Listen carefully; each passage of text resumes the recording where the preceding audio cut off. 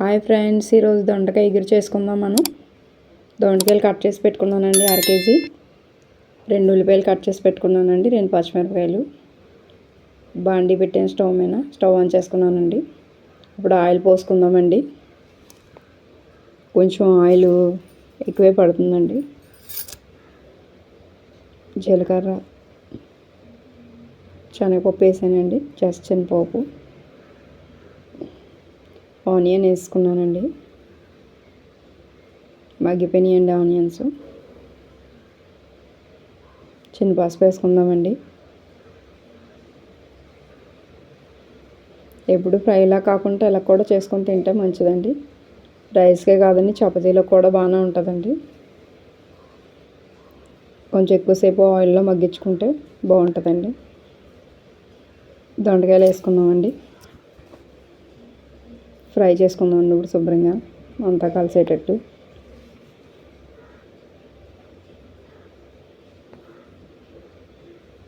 ఇప్పుడు ఫ్రైలే కదండి, ఇలా ఎగురుకోలు చేసుకోవాలి. 2 టమాటాలు కట్ చేసి పెట్టుకున్నానండి.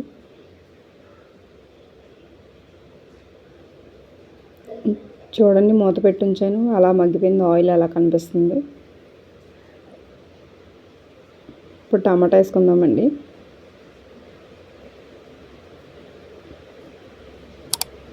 మొత్తం కలిసేటట్టు కలుపుకోవాలండి.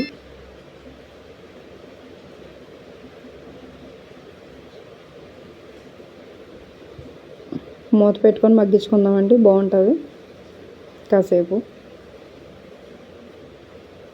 ఇప్పుడు మళ్ళీ కలుపుకుందామండి.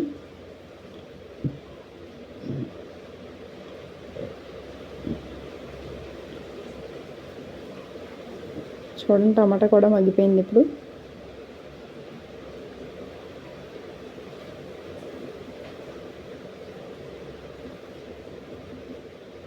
కారం వేసుకుందామండి. 1 స్పూన్ కారం అండి. మీ టేస్ట్ తగ్గట్టు మీరు వేసుకోండి. నాకు 1 స్పూన్ సరిపోతుందండి. సాల్ట్ అండి 1 స్పూను.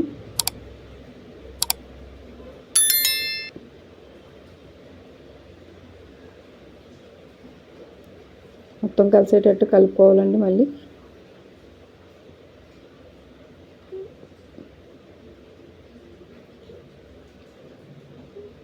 చూడండి ఎలా మగ్గిపోయిందో.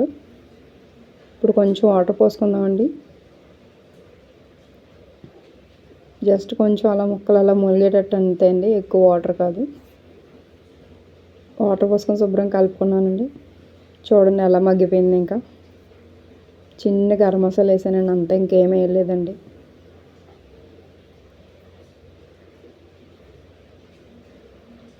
గరం మసాలా శుభ్రంగా కలుపుకున్నానండి. చిన్న కొత్తిమీర చల్లుకుందామండి. ఇప్పుడు